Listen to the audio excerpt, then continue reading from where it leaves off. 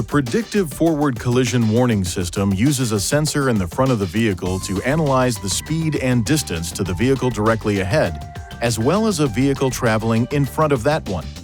The Predictive Forward Collision Warning system operates at speeds above approximately 3 miles per hour.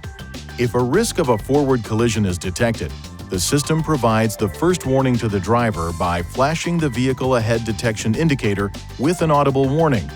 Perform the following steps to turn the system on or off. Press this button on the left side of the steering wheel until Settings is shown on the vehicle information display. Press the up or down arrow button to select Driver Assistance. Now press the Enter button. Select Emergency Braking and press the Enter button. Select System and press the Enter button to toggle the system on or off.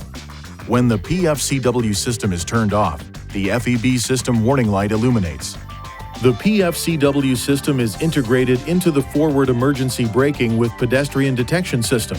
When the FEB with pedestrian detection is turned off, the PFCW system is also turned off.